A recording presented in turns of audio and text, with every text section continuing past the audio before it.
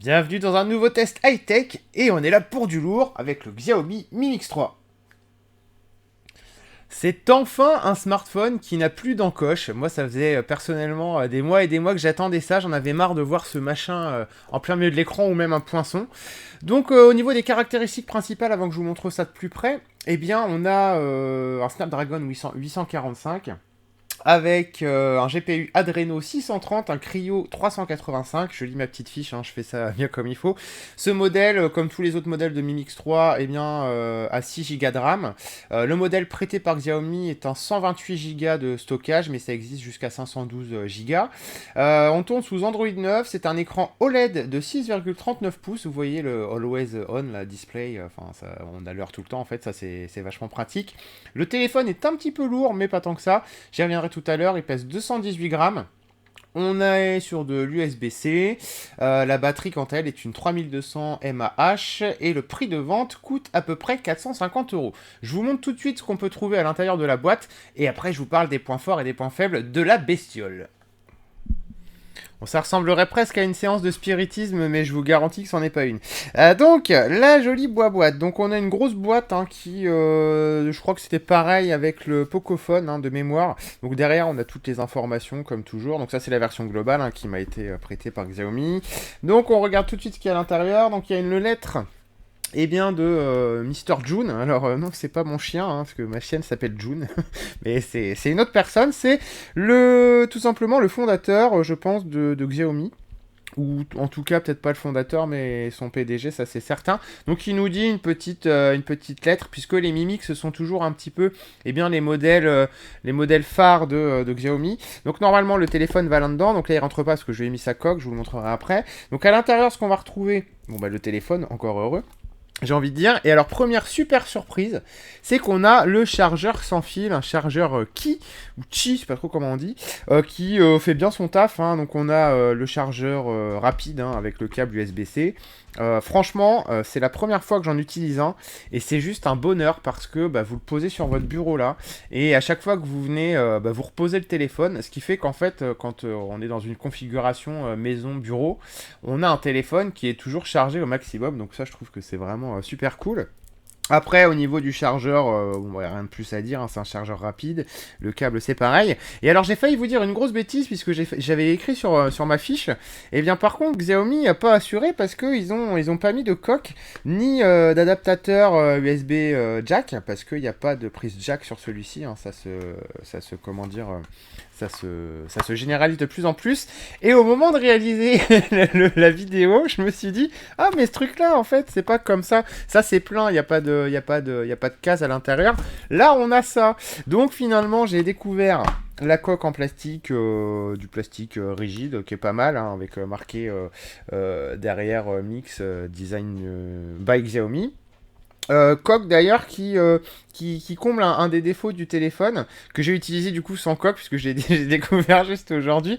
Et bien c'est que quand on l'attrape on trouve beaucoup plus facilement le capteur d'empreinte digitale parce qu'il n'y a pas de reconnaissance faciale sur celui-ci.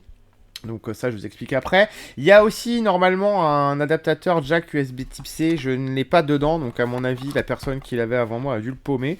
Donc voilà, c'est dommage, je ne pourrais pas vous le montrer, mais bon, c'est pas non plus un drame. Et apparemment, il n'y a pas d'écouteurs à l'intérieur. Je sais que dans les téléphones chinois, souvent, c'est un peu pareil avec... c'était pareil avec mon premier Xiaomi qui est là d'ailleurs, le premier Mi Mix. Et dans le Pocophone que j'avais reçu, je crois qu'il n'y avait pas non plus d'écouteurs. Je voudrais pas en mettre ma main à couper. Je ne sais pas si c'est aussi un oubli qui n'a pas été rajouté dedans ou pas. Je ne pourrais pas vous dire. Je le marquerai dans le test écrit. Je demanderai à Xiaomi si de base il y en a à l'intérieur ou pas. Donc voilà en tout cas pour la boîte. Hein. Bon après ça reste une boîte, on s'en fout un peu. Ce qui est vraiment très positif, c'est qu'ils aient mis l'adaptateur. Donc ça c'est vachement sympa. Et avant de commencer le test, je voulais vous montrer un petit peu la différence. Donc ça, c'est le tout premier Xiaomi Mi Mix. Je vais enlever la coque pour pouvoir vous montrer le derrière aussi. Eh bien, il y a quand même pas mal de différences, hein, parce que voilà, au niveau du format. Alors moi, j'ai beaucoup de mal avec ce format allongé, format télécommande, comme j'aime l'appeler pour troller vite fait. Mais bon, ça reste quand même le format qui se fait maintenant, et ça permet d'avoir un téléphone. En fait, c'est le premier gros point fort du téléphone, c'est que on a un plein écran presque sans bordure. Alors quand vous regardez un petit peu, je vais vous le déverrouiller, il y en a quand même un petit peu plus. Non, j'ai mis que j'ai pas fait la reconnaissance sur toutes les pattes. Voilà, il y a quand même des petites bordures en haut et en bas et sur les côtés, mais ça reste vraiment très mesuré. Je vous montre comparé à celui-ci. Le premier Mi Mix, bon là il y a la coque dessus, donc je vais l'enlever aussi, comme ça vous pourrez mieux voir. Hop. Ce téléphone est juste un bijou, c'est l'un de mes téléphones préférés.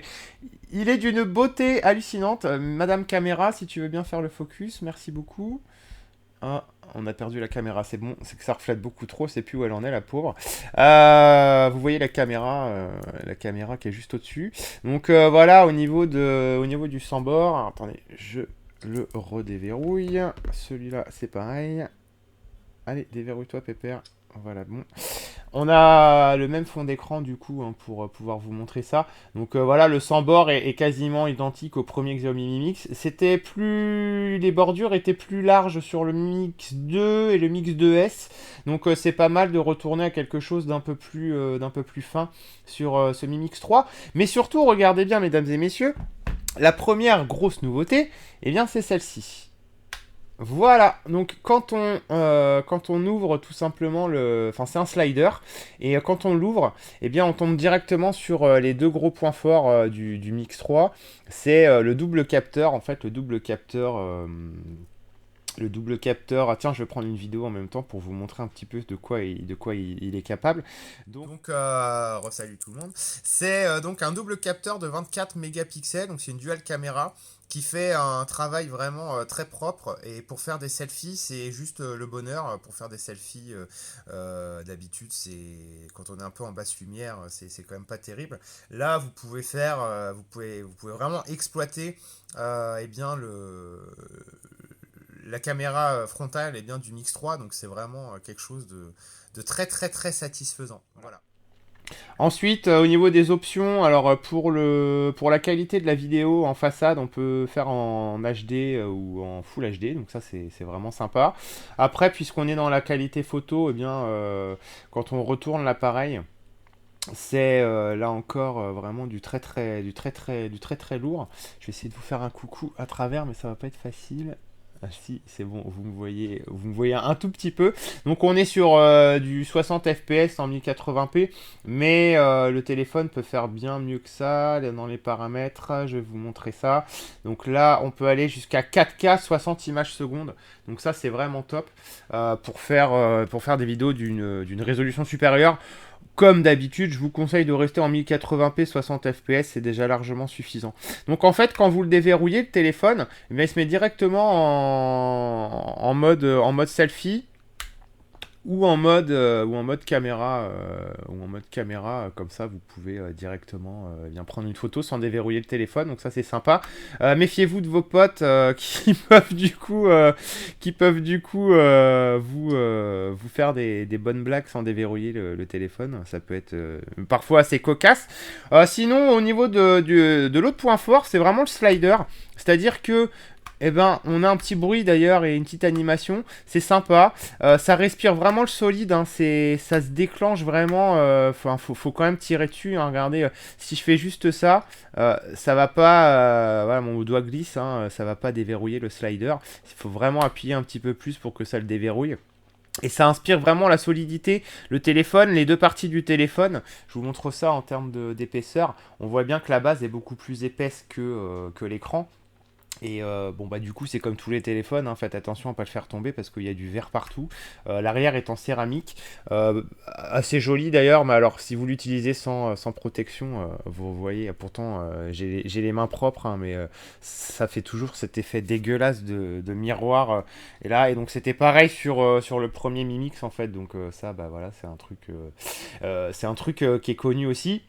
Au niveau du design, puisqu'on est toujours un petit peu dans la comparaison entre les deux mix, eh bien, je trouve quand même celui-ci un petit peu plus chouette, puisque les inscriptions dorées et le cerclage autour du capteur et de l'appareil photo font un petit peu plus classe. Alors après, bon, ça reste super classe aussi sur celui-ci, mais voilà une petite préférence pour celui-là qui fait un peu plus premium.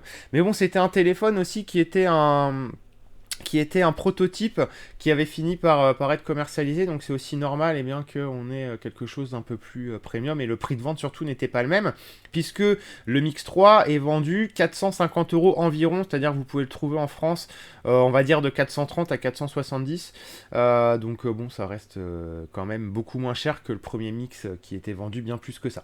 Donc au niveau des points forts, bon bah c'est un Snapdragon 845. On vient juste d'avoir le 855 avec le Mi 9. Le 845 reste encore vraiment une bête de course. Puissance, fluidité. Je vous ai parlé du slider avec le double capteur. Les photos à l'arrière, c'est pareil, c'est l'effet waouh. Alors j'ai vu quelques tests qui disaient que c'était pas terrible. Moi personnellement, je trouve que le piqué est très bon. Même en basse lumière, ça donne des photos vraiment superbes. Vous verrez ça dans le test écrit. Je vous mettrai un petit échantillon. Et franchement, j'ai rien à reprocher au niveau de la qualité photo. On est vraiment dans du très haut de gamme hein, sur cette qualité-là. Bah, l'interface est du Mi 810 hein, avec bah, toutes les qualités qu'on lui connaît. Donc ça, il n'y a pas de souci non plus là-dessus. J'ai fait tourner quelques jeux, je ne vais pas vous le remontrer. Bon, forcément, ça tourne à fond. Écran OLED 6,40 6,40 pouces. Ah, je vais y arriver. C'est plutôt 6,39 d'ailleurs, mais bon, on va dire 6,40.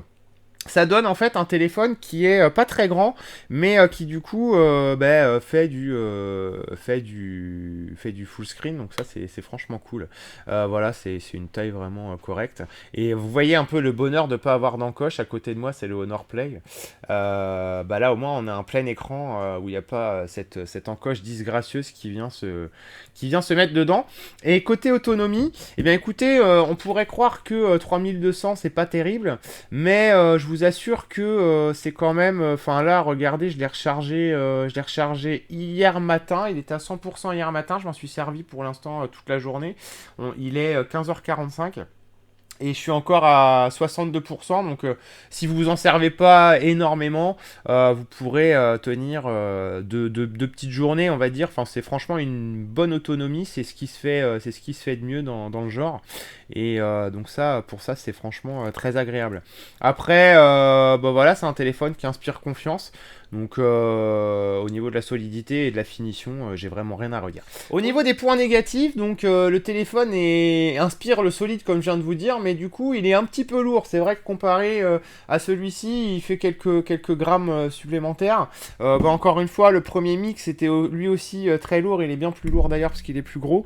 Et eh bien bon, c'est pas vraiment un handicap, hein, mais c'est vrai que bon bah ça pourra gêner quelques personnes. Il fait 218 grammes je crois. Au niveau de ce qui m'a un peu fâché, c'est l'absence de port jack.